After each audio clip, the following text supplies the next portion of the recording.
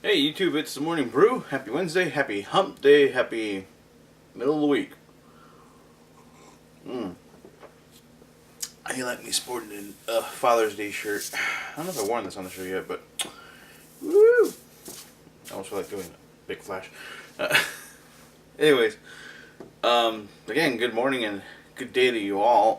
Gonna keep the chit chat to a minimum today, so the last story of the day might take up longer than I expect, and so with that, let's get started with the news. In the news, Google Glass adopters have not only heard of a 2 gig upgrade to the Google Glass system, but they also heard about the big old shaft they're getting. That big old shaft being the fact that Google Glass upgrade will not be applied to them. Google has no plans on helping early adopters of the $1,500 system get an upgrade for free or otherwise. Even if you decide to pay if you decide a minimal fee would be fair, they decided it's not. The $1,700 2 gig system will become available soon. As soon as Google decides it should come out. Now, a lot of people are really pissed about this because, well, you paid $1,500 and you're already within, what, I talked about this 2 months ago. You already have an obsolete system in your head, or on your head, or you're just shed out $1,500 for no reason. It makes sense that Google is upgrading to a 2 gig system, not only to speed and all that stuff, but it just makes sense. The system's not even out yet on the market. It's not an official release. It's still in beta format, and it's still testing it. The Explorers program was exactly that. You agreed to buy this while it's still in beta form. It means that your Google Glass set could end up being the most obsolete and prehistoric thing in the market within less than a year. Google decides to keep upgrading them. Meaning, by the time it does come out to the market, we could have a crazy 5 gig system. Who knows? For $2,000 or $2,200, whatever. You can't get pissed because you decided to put your money down on this before it was.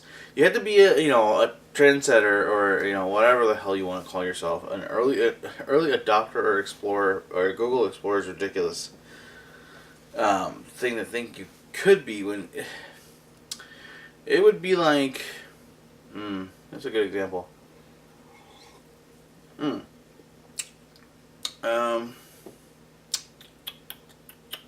Okay, a good example would be when the Xbox 360 came out, and we all paid our $400 for it, or well, you all paid your $400 for it to get it early. I waited a year, and I still paid $400, and I still got the Red Ring of Death. But then, 2-3 years after it released, the themed systems came out, like the Halo themed one and the Gears of War one. And not only did those get a physical upgrade in, obviously preventing the Red Ring of Death, they got a hardware makeover to look pretty and shiny. And then they got a little bit of a hardware do-over when the hard drives got expanded from the 20 gig to the 120 gig. For the same price with a kick-ass game. Now, can you get pissed? Sure. Could you have waited a year or two? Oh yeah. Oh, you could have waited. So the same thing applies here. Now granted, 2 months is a big old shaft up the keister, but that's what you get when you have to be the first to get something new. For example, a good example for me is the iPad. I wanted the iPad, the original, so bad, but I decided to wait till the second one came out because I wanted the bugs to be worked out. Well, what happened? The bugs got worked out, the weight dropped to like half, and the cost stayed the same. And it was only a year and a half in between. Granted, by the time I bought my iPad 2, the new iPad, or iPad 3, came out. And I was glad to stick with the iPad 2 because that one turned out to be a total flop because then they had to do it over again. So see, it doesn't always pay off to be an early adopter to anything. So you might think twice next time you want to buy anything from Google that costs over $1,500 now. Alright, moving on. In other news, Chicago is going to be the prime location now for the Lucas Museum of Narrative Art. George Lucas has decided to take Chicago up on their offer to open up a museum and bring his $700 million collection with him. Chicago, I now hate you. Other prime cities that were considered were Los Angeles and San Francisco. And even though Chicago was not going to be the first choice, in fact, San Francisco had the chance to get the museum, but the geniuses in San Francisco decided to deny George Lucas his prime location of his choosing and counteroffered with something he absolutely didn't want. Decided that, I guess they didn't want a museum, so Lucas didn't give him one. Now, don't get too excited. Don't start making your travel plans yet. The museum isn't set to open until 2018, and no specific date yet on when in 2018. So we're still a good possible 4 years and then some away from seeing this museum, but it's going to be located between, really quick, jeez, should have worn my glasses, Soldier Field and McCormick Place, Convention Center and a marketplace. For what I've read, the location is prime parking for those two locations currently. So, prime parking is going to be gone for a while, because construction is going to be happening. What does this mean? Well, this means I'm going to Chicago at some point in 2018 or 2019 or 2020. I kind of have to. If only we could get the Doctor Who Museum to travel for a bit, get it out of Cardiff, then I travel. I'm going to London before I go to Chicago, by the way. Ain't no way I'm going to check out Star Wars before I check out Doctor Who. That's just a fact. Cardiff. Anyways, so yeah, George Lucas is bringing his museum with all $700 million worth of collectibles and whatnots. I mean, the guy's rolling in it right now, even if you consider that I'm not sure if his ex-wife gets any of the money he got from the sale to Disney for $4 billion. But even then, if you only get $2 billion out of it, and then taxes, so it leaves you about $1 billion and some change, you still have a lot of money to roll around with. And $700 million out of that is a drop in the bucket. Considering the museum is going to bring all that money back into the bucket within a couple of weeks, maybe a couple of months. And I don't get too excited because, Disney does now own Star Wars. So that means that there may be a small section where Star Wars is dedicated. But you gotta remember that George Lucas did do other projects like THX and American Graffiti and other films and other advances in media. So don't think that this is going to be a Star Wars dedicated museum. If you want a Star Wars dedicated museum, go visit Disneyland Star Tours. It's about the closest thing you're going to get right now. But congratulations to Chicago. You did the smart thing and gave him what he wanted and where he wanted and made a pretty tempting offer to it. To San Francisco, disappointed in you. Los Angeles would have been considered, but Los Angeles isn't exactly prime real estate lately. Kind of sucks. Anyways, so moving on to the last story, and oh, good. Only at 9 minutes or so. My glasses are not on my face, so who knows. Last story of the day. Now, I heard about this afterwards. After recording yesterday's show, good thing too, because it would have taken forever to get through it. The new Ninja Turtles trailer came out yesterday and revealed a lot more of the movie and a lot more of basically the plot, I guess. And of course, we got more interaction with the Turtles and them actually talking, and then we actually see the Shredder.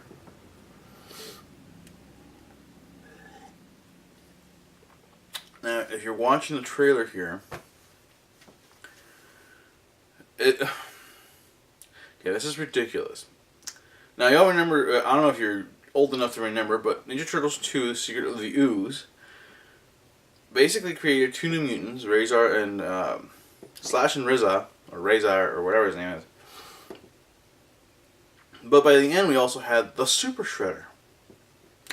which looked like a roided out Hulk version of the Shredder. And somehow Mutagen made his armor, not just his body, but his armor become this humongous, exaggeration of himself. Now, in the trailer, you see the character we thought was the Shredder talking to possibly Oroku Saki, which is the real Shredder, and telling him how we've taken your armor and done some upgrades.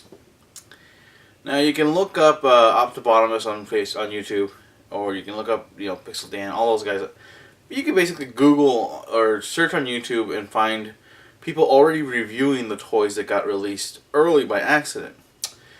And the Shredder's one of them, and you can see that the Shredder's armor is very mechanical. What's ridiculous is when you see the Shredder in action, he pops out a blade, very Wolverine-like, and pops out the other one, and then all of a sudden, out the arms, and then he's throwing them and having them come back, and it's just ridiculous. I'm sorry, a lot of you can talk about how excited you're getting now, the trailer's getting all pumped up and whatnot, but for me, it's gotten a little bit more ridiculous. Now, apparently the movie's gone through some reshoots, rewrites, and whatnot, and I just, God, I'm dreading this movie left and right. I'm totally serious when I mean this. Big part of me does not want to watch it, mainly because of what Michael Bay's been doing to it. And honestly, I don't know. I have low expectations now. And let me say this. When the original Teenage Mutant Ninja Turtles movie came out, or was coming out, I was so excited that summer. I mean, when I say I was excited, I was losing my damn mind.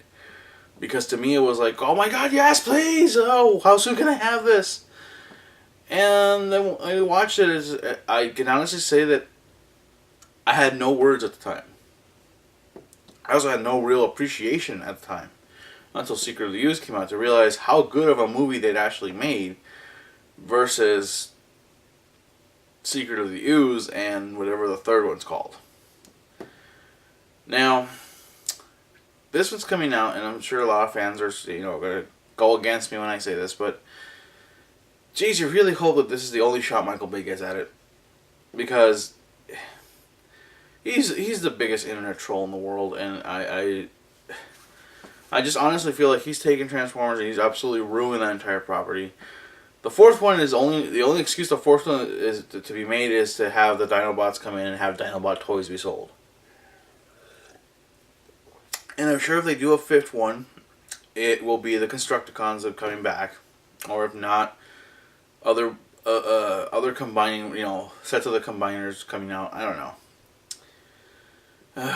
Unicron, I'm sure is going to be in the film at some point because it'll be big toys to sell. But back to the Ninja Turtles. Disappointment left and right with the trailer for me. As much as I want to love it, as much as I want to get into it, more and more I see, the more and more I really don't want to see it. I'm just goddamn disappointment that it's become for me. So, yeah. It's out. Trailer 2, number 2 is out. The movie's out soon, so we'll see what happens. I hope I'm wrong. I honestly hope I'm wrong, because Nickelodeon, everybody judged Nickelodeon too early with the TV series, claiming it would be terrible, and it looks nothing like the Turtles, and blah, blah, blah, blah. Let me just say this, that if you want to watch the original Turtles, these guys, the comic book ones, go watch the one where they cross over between the early 2000s Ninja Turtles and the 1980s Turtles cartoon, because eventually you do see these guys, and you do see what they're like, and they're super, dark and gritty and raspy. Speaking of raspy, there's a scene where Raph is talking and telling April, give us the phone. We will find you if you tell anybody. And Michelangelo blurs out, ooh, Raph's using his Batman voice. It does bring a smile to my face to hear them banter the way they do. It's just the designs. I hate the designs of the Turtles. I'm not against the whole clothing thing. As far as Andre Meadows, a black nerd, fellow YouTuber, puts the flare all over the body. I don't mind it. It's too much. Donatello looks like he basically is a walking computer with a turtle attached to it. Leonardo's is okay, but Raphael with that barbarian loincloth and Michelangelo with the surfer attitude and the freaking skateboard attached to his back. It's almost like they did a little bit and then went too far. Take it back and then went too far again. And it's like, Now some people are claiming the turtles' faces changed a little bit, especially Andre, and hopefully his video is up here and linked. They were talking about how the nose has changed a little bit, so now they look a little bit more turtle-like because the nostrils are over here versus right in the front, and pig nose a little bit and whatnot. I haven't paid enough attention. Also, somebody photoshopped the shadowy Shredder-like figure Orokosaki and revealed the actual face, because it's not really shadowed in the movie. You can just remove a little bit of the trailer touch. And now I've babbled on for too long. And it's about that time anyways. So, with that, stay tuned for the questions and all that good stuff. And thanks for tuning in. Hope you enjoy the shirts.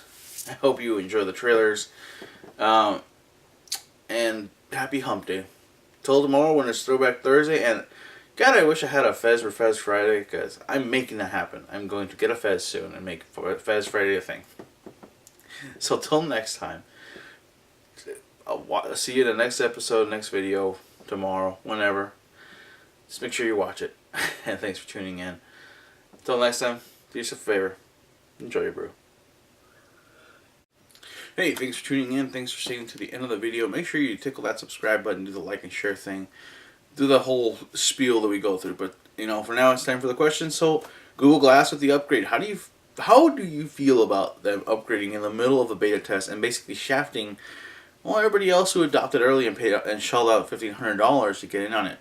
Are you like me, where you're kind of going, this is what you get? Or are you on the, or are you on the, oh boy, that sucks for you tour? And of course, George Lucas opening a museum in Chicago. Are you totally hating the fact that you don't live in Chicago? Or if you live in the Chicago area, how happy are you about this? Because, well, it's pretty cool and big deal. I would like to visit it, but it's going to be probably a year or two after it opens that I visit. So, let me know what you think in the comments. Are you likely to go to Chicago now more than ever? Or, if you live in the area, are you likely to be there every weekend? And last but not least, the Ninja Turtles trailer. Trailer number 2 came out. And the way they went about it was making a voting system. Vote for your favorite turtle, and Donatello came in dead last. First was Leonardo, second Michelangelo, third Raphael. What do you think of the trailer?